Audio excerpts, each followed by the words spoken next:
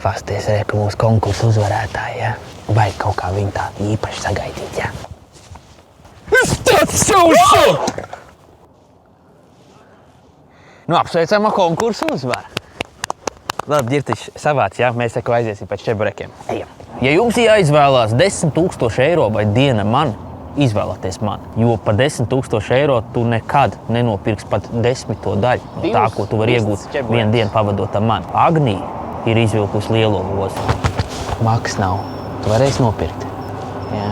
Tad vēl koliņu. Sievietes laiku skatās vīrieši pēc Instagram profiliem. Kļūda. Rokas. Jā, ģirtiņi parāda savus rokas. Ko viņš darīs, kad lācis uzbruks? PowerPoint prezentācija rādīs. Mūsdienu cilvēki, ja, kad viņiem ir stress, ko viņi dara?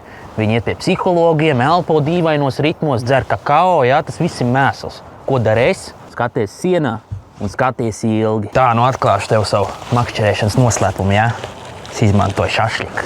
Šitais man no pusdienām pieglabāts. Un tagad mēs gaidām.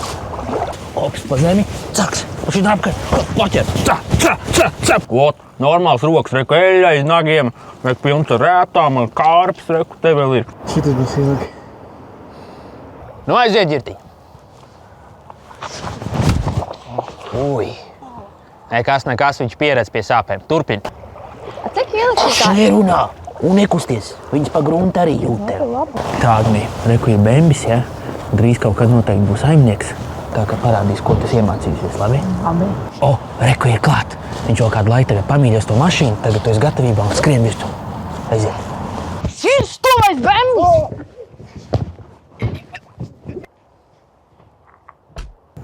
O, super, labi, braucam mājās, man jau čebureks nāk uz augšu.